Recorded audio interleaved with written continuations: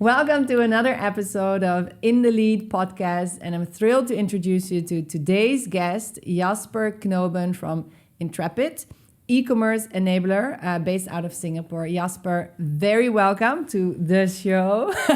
Super. We've known each other for quite a long time. I'm very excited to have you here. Maybe you can introduce yourself a little bit to the audience or anything that you want to say about Intrepid that people may not know. I'm Jasper, originally from the Netherlands, but like you in Singapore, in Asia for the last 13 years. Ended up on the e-commerce side of life and working with running Intrepid. Intrepid is a so-called e-commerce enabler, means we work with most of the leading international brands and we help them run their presence on Lazada, Shopee, TikTok, pretty much end to end. So we can be an online distributor, we can be an e-commerce agency, we can be a marketing agency, we can be a technology partner, we provide marketing intelligence, a pretty full range of solutions. Wow, fantastic. And we go way back when, because I was also here 13 years ago together. We've been classmates, we've been colleagues. And it's been really a joy to see, how careers advance. So I'm really curious to hear your thoughts today. Now, the industry you're talking about is an industry where constant change is happening, right? You're saying TikTok. 13 years ago, there was no TikTok. How have you experienced that change in this industry and how do you adjust to that? In life, but particularly in e-commerce in Asia, we love to joke, one of the internal terms is change is the only constant. It's one of Alibaba's catchphrases as well. And I think that rings true. You need to make sure that as a team, people embrace that change, right? Yeah. If you resist change, you will not thrive and succeed. You need to remain agile. For us as a company, agility at scale is one of the key things that we believe is a success factor in the long run. You never know, let's say, how disruption will happen, etc. But I think it's thinking in scenarios, making sure that you are well prepared to deal with disruptions as they come, learn from areas, whether that's different geographies, different markets, different industries where similar disruptions have happened before and try to chart out what that means for us. Oh, fantastic. I love the themes and I'm keen to talk actually about all of them. How you have the team that really and create that culture of embracing change, but also to be agile. And I love that you said scenarios. Because, in strategic thinking, that's what we like to teach, right? How do you think in scenarios? So, but maybe before we go into any of that, I'd love to hear some war stories. So have there been any recent disruptions that your business has faced? And how did you, that really shook things up a little bit? And how did you deal with that? I mean, I think from a disruption in our industry in particular, or not just us, right? I mean, there's two big trends that are that are shaping the industry, I would say. One is TikTok, live commerce, big shift in how people shop. But for us, that means new capabilities, different skills and services that we need to offer in order to remain the trusted end-to-end partner for a lot of our clients. Quite another interesting one is AI, obviously generative AI, right? It's all over everything at the moment. I was at the INSEAD Asia AI Forum a couple of weeks ago. And there one famous slide was, these 8 professional groups are the most disrupted by AI. Financial analysts, consultants, lawyers, one that I keep forgetting. And then you have programmers, basically tech developers, you have graphic designers, you have marketeers, and you have customer service representatives or agents. So 4 out of the 8 are core teams in our business, right? Wow. So we are really at ground zero for AI disruption on one hand, but on the other hand, if managed well, that is an opportunity. Yeah. So I don't know if I have the war stories, but that's clearly an area where we are working on all fronts. We've always been a technology leader in our industry, so making sure that we will be one of the technology winners of tomorrow with the right people investment, the right way of looking at our roadmaps. Let's say, what is complementary to AI? What would we need regardless of AI? What do we want to build and which has value in maybe the next 6, 12, 18 months, but do we see at some point phasing out? Because AI can replace that benefit, making sure that we train and upskill the people. I think at the moment there's a lot of myth But there's also a lot of hype, right? So how do you make it tangible? How do you empower teams, use it and thrive and become better, more productive individuals, better teams, and as a whole, a better company with it?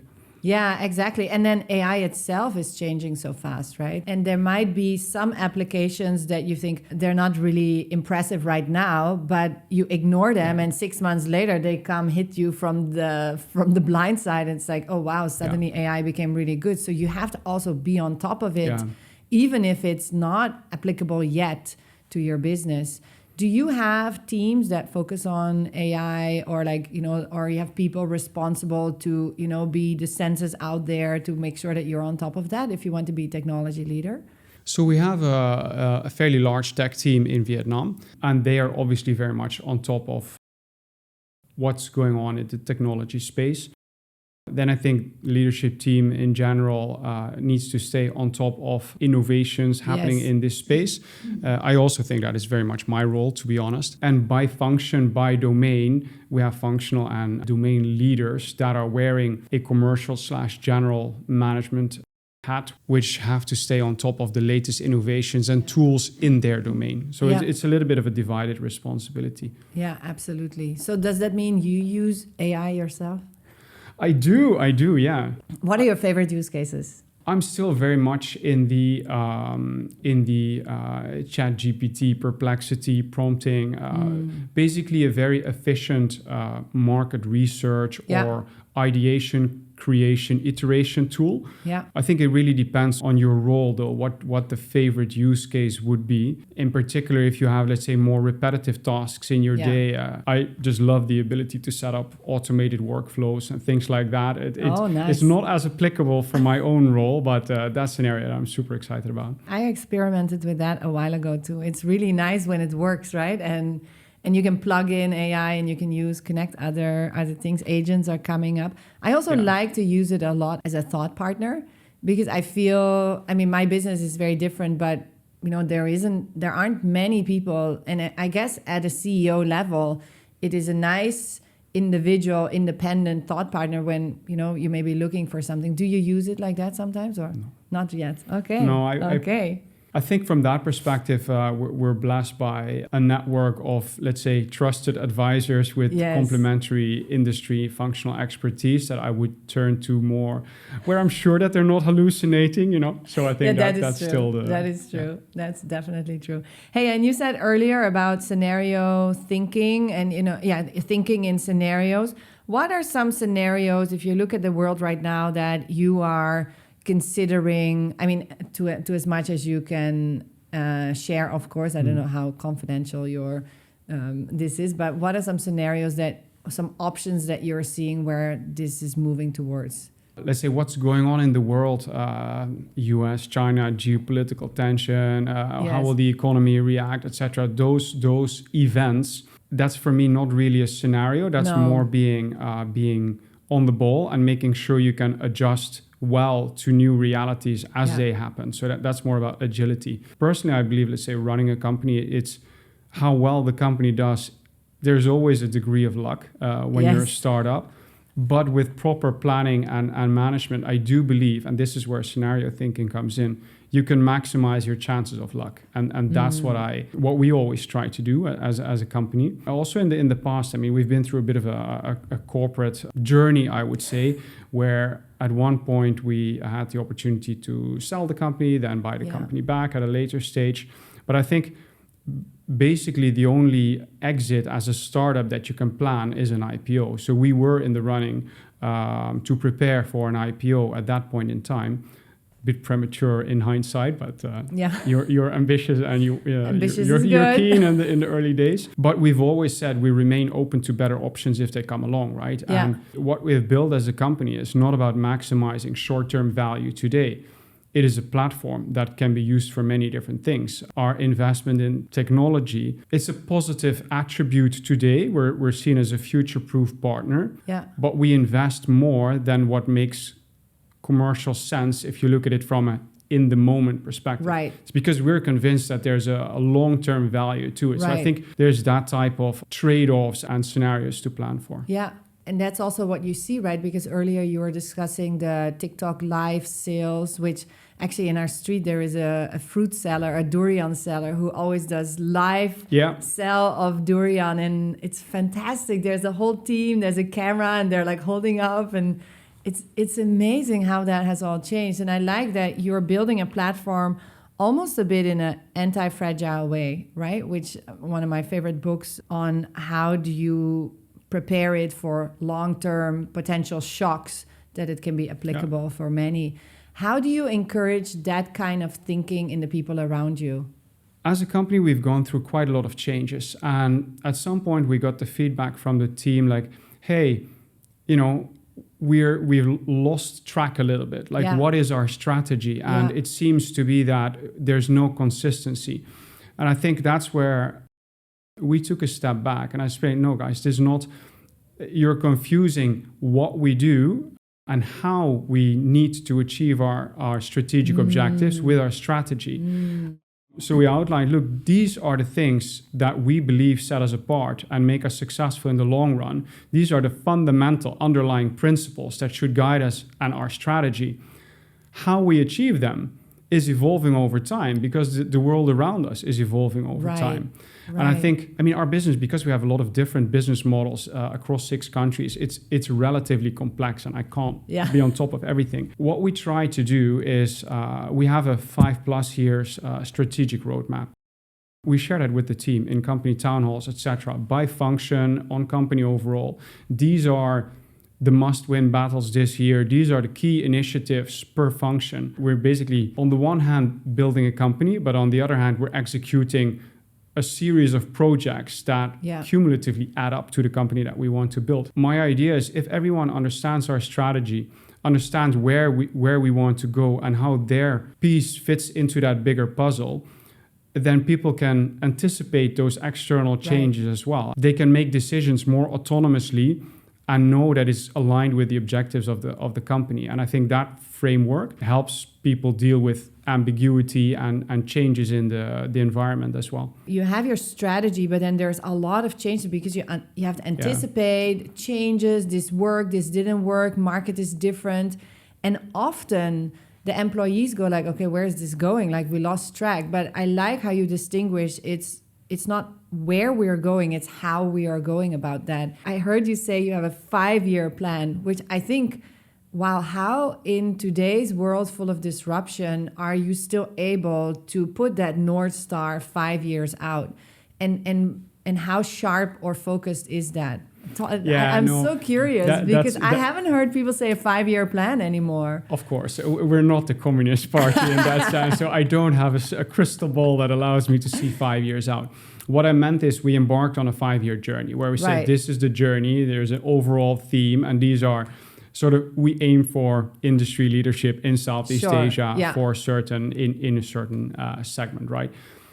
What you do to get there, I struggle to look 1 year out, in all honesty. Yeah. So when we started, we had a 1-year plan, and that's a very normal cadence, right? Where you set your KPIs, your targets, and especially also the initiatives. In the early days, it was like, oh man, if we do 80% of what we set out for this year, we'll be an amazing company. What will we do next year, right? No clue. But then very quickly you find out that as the first half of the year passes, in Q3, you start to realize, you start to accumulate your wish list for next year. So I think 2 things. We do step by step. We know high level where we want to be.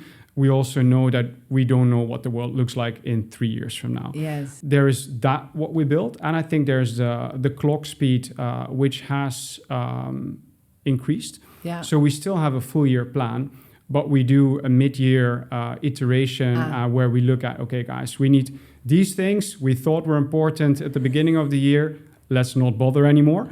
And these are the things which are now really top of mind that we need to do. So basically it's a 6-month cycle to make sure that you stay in line with your overall strategy, but follow the changes in the market around us. Fantastic. Our career is spanning a very interesting time because we were both together for just a half year with Philips, right? A multinational. And like 10, 15 years ago, a lot of these companies were still using 3-4 months of the year to do budgeting and planning for the next year. and then it was fixed. And now I'm hearing you talk and think, how could you even have a 1-year plan fixed? But okay, you have an update throughout the year, which actually helps you be nimble, agile, adjust to how the market changes or, you know, new technology changes. Very interesting. So this agile mindset, which you spoke about also in the beginning, how do you foster that in your employees? Like, are you hiring for that, or is it, as long as I keep the why, as you said, or the strategy really clear,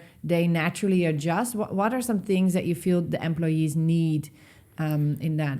What is our employer value or employee value proposition, right? I think we're in between. We are among the most structured, fairly well-run. We've been part of a listed company, which forces you to be a well-run company in terms of systems and processes. But there is still a level of ambiguity, fluidity, etc. So if you are not comfortable with being master of your own destiny, especially in management roles, it will probably be more difficult for you to thrive in our company. Like if you were used to, this is my box and I do what I'm told and I'm really good at doing what I'm told, then it's probably still not the best place. I think in general, you'll have issues in your career if that's your preference right now. Fair enough. Yeah.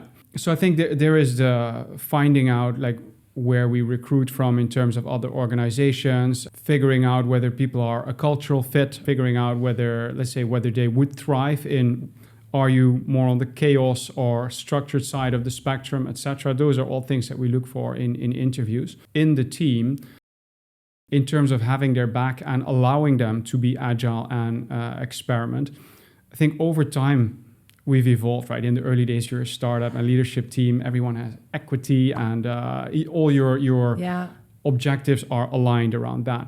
As you grow, you have things like bonuses, KPIs, things like that. And people end up worrying about their bonus and things like that, right? So you get what you measure and you can't tweak that every month. So I think on that front, we're very human and reasonable in the sense that we align on what we want to achieve, right? If I believe that you've done whatever you can to move in that direction and to do, but for whatever reason, some KPI is off, then we're pretty flexible on that front, I think. So that people need to feel empowered and feel that it would not work against them in some way or form if they take risks or if they do the right thing for the company, even if that goes against one particular KPI or one specific part of the company. Yeah, if they have the bigger company. Yeah, that's a key challenge, I think. Yeah, and especially in the phase where you're in, you can still actually give quite a bit of space for people to discover that. You probably need to because you're still growing. So one thing that I have observed when you look at organizations is that in the past, we were actually looking at great leaders can manage their team, their department. And now I feel it is, even the boundaries of your organization have become a bit vague, right? I guess maybe also in your organization with a platform economy, we talk about ecosystems, you have your merchants, your vendors, like how do you see yourself, but also your people, work in an ecosystem where they can't just say to externals, hey, your bonus is at risk. Or you don't always have hierarchical say over these people, but you still have to influence, get them on board, rally them behind your vision, your strategy. What are some things you do there, or what are some challenges that you face there? I think from an ecosystem perspective, right, internal and external, it's always about identifying the common objectives. And fortunately, in our case, they're fairly aligned in the sense that we work with the platforms, we work with our clients, brands, we work with some partners.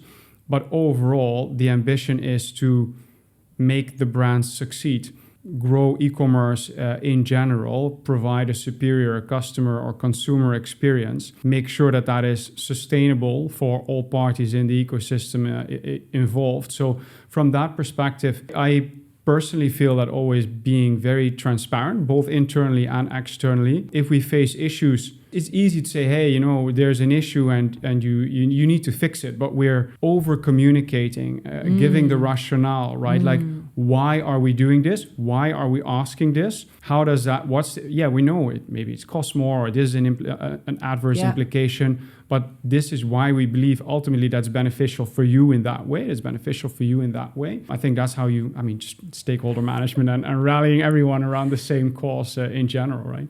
So do you naturally do that? Does your organization naturally over communicate that clarity, that transparency? It's not something that I think people should do it more, but it's not something everybody easily does. Where does does it come from you, or? I'll be very honest, we try to. And it was easier when the organization was smaller, and it's getting harder as the team grows. That's very much a reality. This idea of being purpose-driven or strategy-driven that people can really understand it. I like that. I like that a lot, Jasper. Evolving as a leader and some of these themes came a little bit up, but you face challenges. Sometimes you get it wrong. Sometimes you learn. There are things that you don't know yet. How do you go about this for yourself? Because people also look at you as, okay, Jasper is the leader. He should know. He's going to tell us where we're going. How do you go about that? I think a typical consulting response is to fall back on the role as facilitator, I think. So I know what I know and I know what I don't know.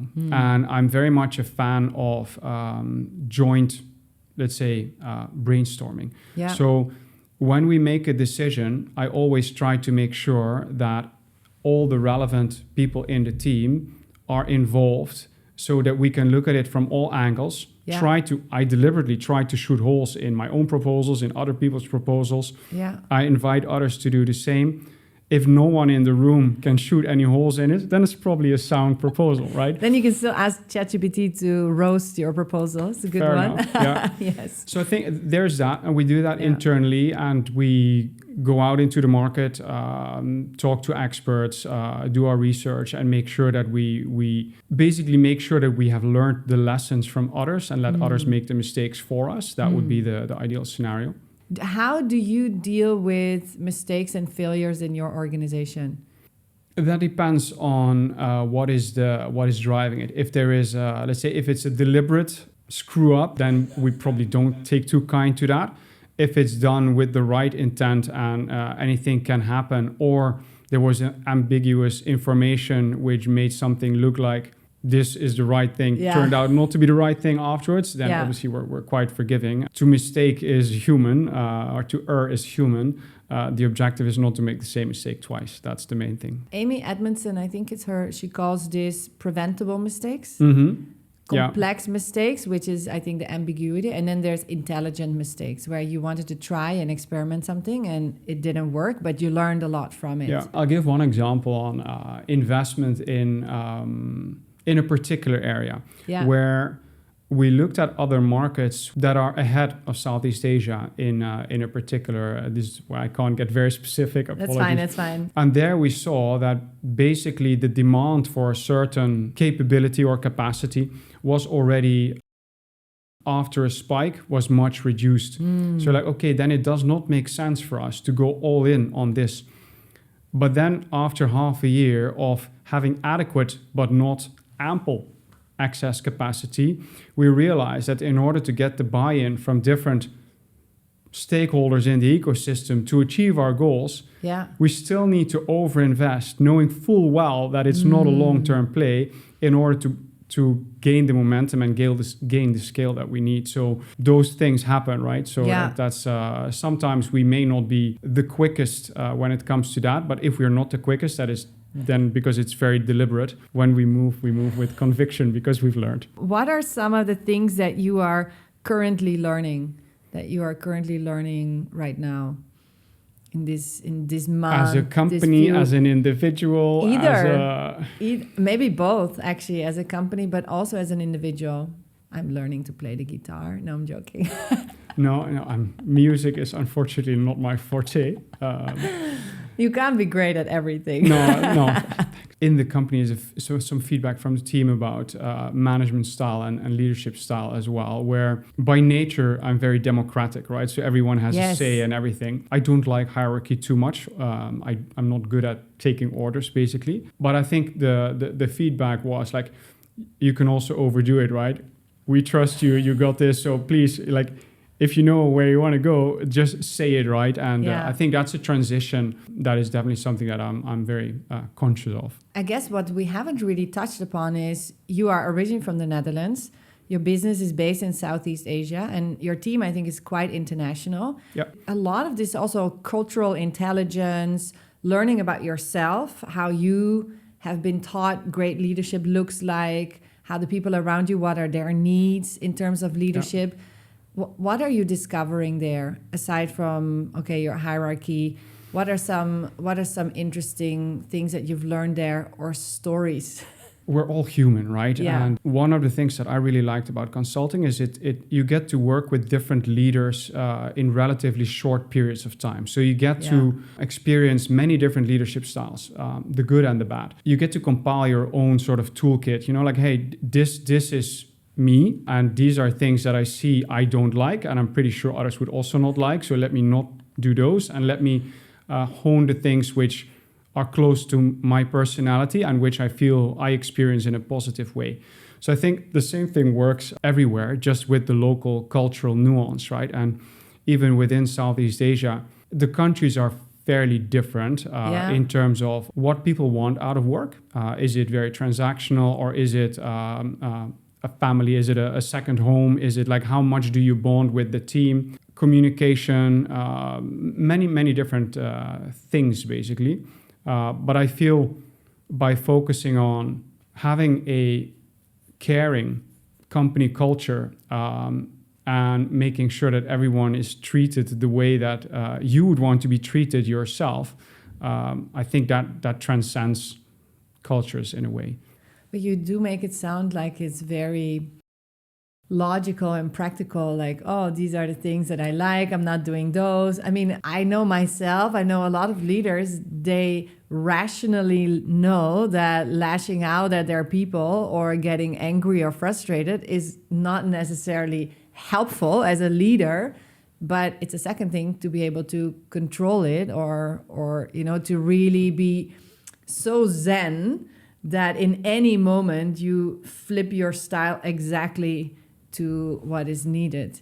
Is that your superpower, Jasper? I've only shouted once in my career. Are you serious? Yeah, you only shouted once. Yeah, of course. And you remember exactly when and where? Oh yeah, 100%. Yeah. You want to share? That's not a story for today. That's amazing. No, you that's only shouted. Okay, for all the other leaders listening, Jasper has only shouted once in your career. So it's very interesting, right? Wow. Because I think in the early days of joining the company, this was in the time Steve Jobs, Apple, Jeff Bezos, at Amazon, Elon Musk. Like, if you look at Elon Musk 1.0 or 2.0. early days, right? But I think there's this idolation of the fairly aggressive. I mean, I wouldn't say borderline autistic, but they're very strong personalities who run companies through, I would say, a culture of fear in a way. Yeah. And I was very fascinated by that concept because that is very much not what I like. Harvard did studies about this, level 5 leadership. And I think there is overwhelming evidence that, let's say, the more collaborative, supporting type of leadership in aggregate achieves better, more sustainable results, right? Yes. So I personally never felt the urge or the need to shout. I think it's counterproductive, and it, again, right, knowing how you would perceive being shouted at, I would not respect the individual shouting at me, and I would not want to have his or her back going forward. So I think that does irreparable damage, and it may work in the short term, but not in the long run. And I would very much like to build a team that is close-knit and wants to be together in the long run. So, and what you say, there's a lot of research, right? And this emotional pressure in work can actually never you can never be shouted into doing your most creative work. You can never be like, I got scolded, as my kids always say, got scolded in school or whatever. You can never get scolded into doing your most creative work, your most, your best problem solving. Yeah. But I still do also think that the managers or the leaders that I work with that sometimes show up like that, they don't wake up thinking, let me today scold a few people. It takes a lot of personal, internal self-awareness, a lot of self-work to actually be able to show up, in a way that it doesn't happen. So I'm very intrigued about this. What you said, the leadership examples you have seen, not just in your work, but also earlier in your life, right? When you have seen people have emotional intelligence to handle their emotions in the right way, then, because you must be feeling emotional sometimes. What do you do when you feel emotional? You joke. Yeah, joking is a great way to diffuse anything. I fully agree. Sarcasm. I think it's important. Like, we have one other saying in the company, which is don't mistake kindness for weakness, right? Yes. So we make sure there is accountability and people know what is expected of them, right? And we will follow up and make sure that as a company we perform well. Yeah. We try to do that in a very respectful and pleasant way, and there's a lot of coaching, guiding, helping to make sure that everyone is equipped, enabled, and is able to do their best, but ultimately we need to deliver, right? Yeah. So I think that there's different ways to achieve the same goal. So you definitely do have the difficult conversations, but you have them in a very respectful, way. Well, I got a lot to learn from you, Jasper. That's what we try to do. Huh? Wow. Where do you feel you're being stretched right now in your leadership? How you show up, the responsibilities you have, the things you need to achieve. Where do you feel, which areas are you being stretched, as in like I need to develop more, I need to explore better?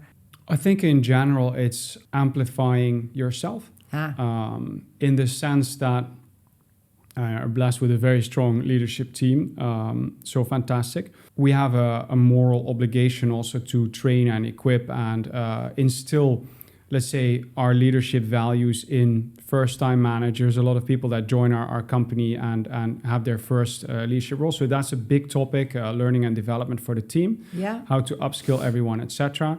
I think for me personally, it's the transition of I happen to have a fairly strong view on quite a lot of things, right? So it's like that. How do you balance giving your views and giving the guidance and the direction in the areas where you have the strongest conviction? Also, in my view, a key role of a leader is to kill pet projects that are not aligned with strategy or that are not going anywhere. But how do you take a step back and let capable people in the team take care of other things where they're very well equipped?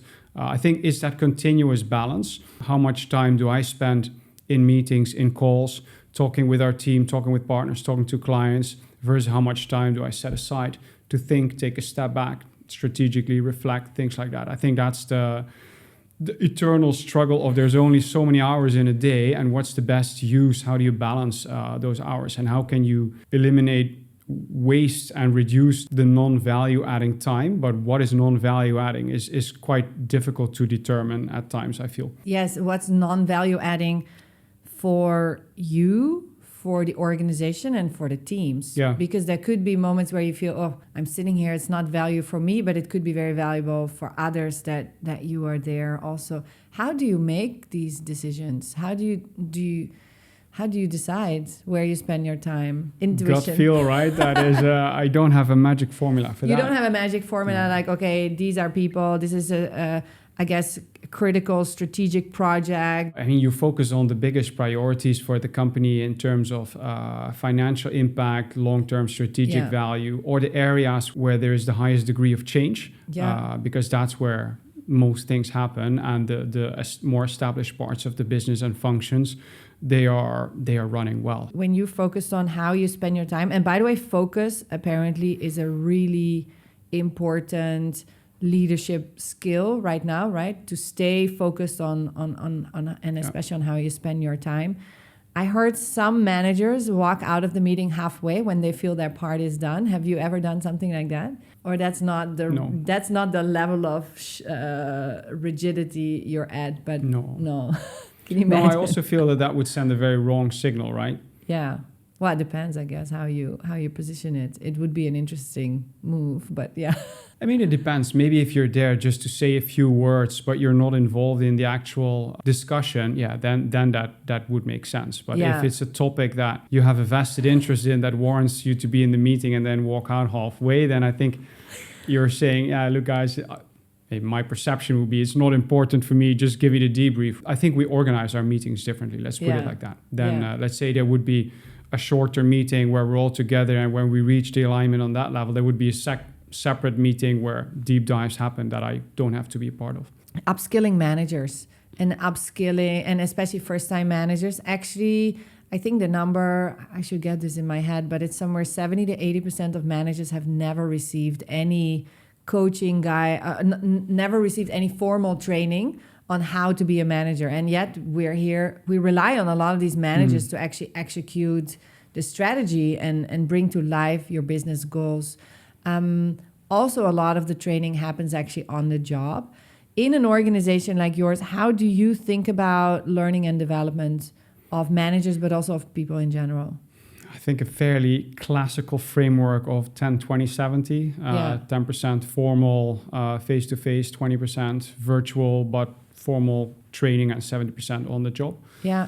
And it really differs per role, per function, how that is delivered and what topics are covered, basically. Yeah, what kind of skills do you feel your organization is narrowing down on in terms of training? We are going through a pretty comprehensive overhaul of our learning and development, with basically tying in entire curricula to, let's say, function specific. If you are to be promoted to the next level, then these are the trainings you must have completed. Trainings are either functional skills or are managerial, more soft skills, company topics, other things. So I think training and culture, values are both going to play a more significant role in how we groom our managerial talent. So you're making it a requirement for your advancement to a next role that you have completed certain training programs. Wow. I hope everybody's listening. Work in progress. Yeah.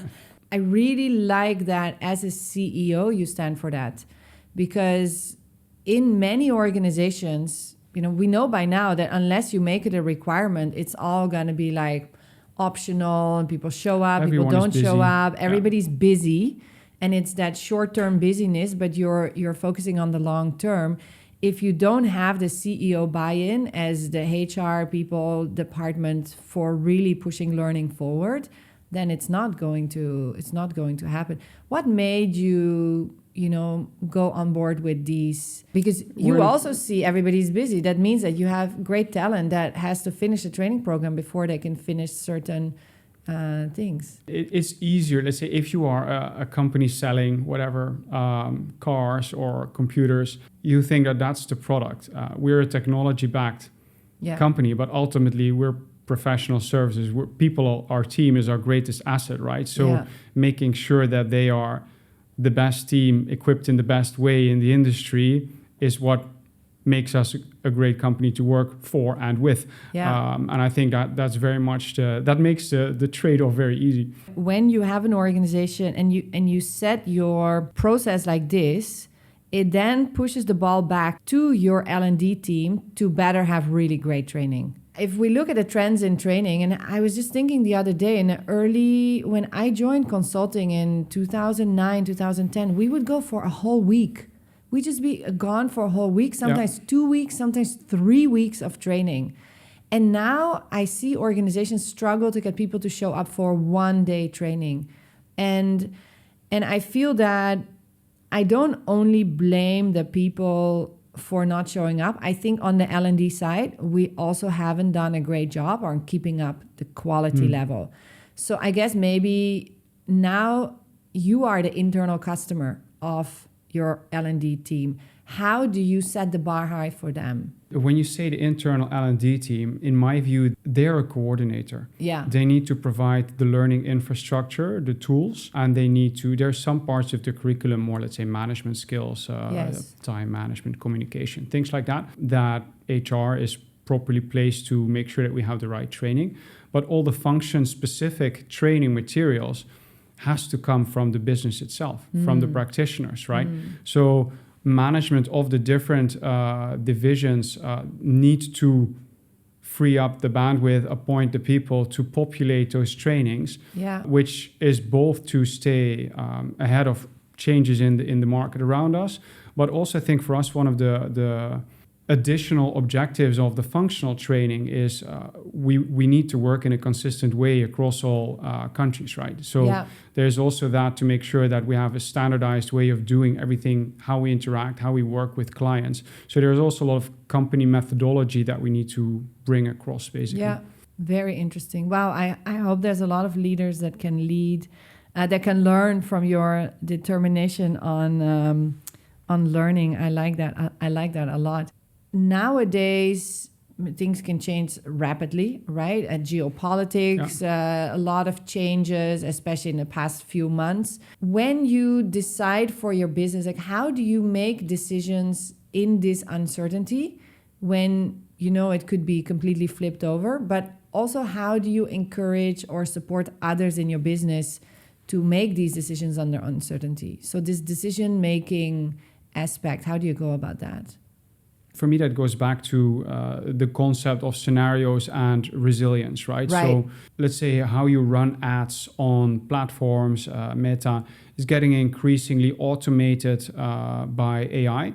Yeah. So there's a lot of value add that we perform today in terms of having a marketing services, our in-house MarTech, where parts of what we do today will be disrupted, replaced by AI on the platforms. Well, I think it's always, we look back at what are the objectives, what are the constraints, how would you, it's in this case, it's between streamlining and automation versus control around specific objectives. Yeah. And we look what is the worst case or the most advanced case and scenario, and what would be limitations of that, or what are different ways in which that can come to pass. And we design our strategy, how team and tech should evolve in a way that we diversify our service offering and make sure that we have, based on more fundamental principles, how we can add value, where we can do things better, what are the things that only we can do, or we can do more effective, better than what a brand could do in-house or what a platform could do on platform. Mm-hmm. And that's what we design our offering around. So I think that's one specific example, but I think it illustrates how we always try to fall back on fundamentals and think in scenarios because you do not know, right? But you need to maximize your chances of being lucky. So if I were to ask you, looking forward, Jasper, how much of achieving, your targets for this year are going to be depending on luck, then you'll probably say, what would you say? Like, okay, maybe ballpark figure, 20, 30, 40%, depending on I hope your not industry. That high. You don't know, right? But you would at least give an aspect of achieving it depends on luck. Because even in your market, it depends on the economy, the geopolitics, like everything in your environment that happens. But if you look backwards and I ask you the same question, how much of last year's target was depending on luck, that number is smaller. Zero. That number is due to everything brilliance. Worked exactly how we were. And it's interesting because it's our brain who does that. Our brain cannot handle uncertainty. Our brain tries to fill in the gaps. How does the rest of the organization look at you when you talk about that? Are they all on board? Does everybody see that? Or people still own up to say, no, this is my work? Of course, we give credit where credit's due, right? But I'll give some examples on luck, right? In early stages, are you able to get the funding? Yes or no? When did you raise funding? The funding climate has changed significantly, right? Yes. Some of our industry peers have struggled, have suffered. We've won a lot of clients because of that, them going out of business, right? So there is a degree of luck to a lot of things. what we ended up doing is we made sure that we had a solid organization, a solid team, a solid company with a footprint across all 6 countries. So you maximize your chances of on luck, right? Yeah. And whether you hit your targets, yes or no, there is a degree of uncertainty in how the market develops. But there, team, close your ears. But I do not care so much about us hitting our targets. It's about how are we performing versus the rest of the market and the ecosystem, right? And is, I think, a fun... If everyone goes down, do you still go down? It's a fun analogy about, let's say, if there's 2 people standing in the prairie being chased by a lion, it doesn't matter how fast you run. You just need to be faster than the other guy, right? Yes. I think that's very much the market reality as well. I cannot dictate how fast e-commerce in Southeast Asia will grow. Yeah. As long as we keep growing faster than our competitors, then we're doing a good job. You know, one of the things as leaders, our role is also to have that view, right? Because in an organization, it's very tempting to think like we're the universe, a lot of strategic plans, surprisingly, don't include anything on what the competition is doing. So how do you bring that view of the competition, the rest of the market into your business, into your meetings? How do you bring that view in? Or does somebody else do that? How does that work? I think there's a difference between keeping your eyes out on what's going on around you and letting that dictate what's your strategy and how you operate. I think we are very much keeping a close eye on the market around us. That's also, I feel, my personal role. I spam the team relentlessly with a lot of external information, I would say, from many different sources, to make sure that everyone has all the information that will enable them to make the best decision. Yeah. But ultimately, there's very few things. They all influence maybe micro decisions or small decisions, right? And it's good for everyone to have the full context, but it doesn't alter our direction or our strategy at all. It's been really nice to have you here, Jasper. Maybe I was wondering, do you have any closing thoughts? You know, what is it to be in the lead in today's world of disruption? What is your view? What is some final wisdom or experience? The pressure, a catchy one-liner. No. It doesn't have to be a one-liner, but I mean, especially if you compare it to 10, 15, 20 years ago when we were just starting our careers and how that is now. Like, what are some things that you try to, I don't know, apply or wisdom or mantras that help you? So sometimes I jokingly say I wish we would be in the business of Nutella, selling the same spread decades and just changing the packaging once every so often. I think the pace of change and disruption is pretty much unprecedented in this era. And my take is that as a leader, you cannot know everything. You cannot anticipate everything, right? You need to rely on the team, the muscle that you've built, the processes, the common sense that you will be able to process information from many different sources efficiently and quickly, and that collectively you'll be able to make the right call and navigate that change as it comes. Fantastic. Words of wisdom. I couldn't agree more. Thank you so much for being here Thanks today, for having Jasper. Me.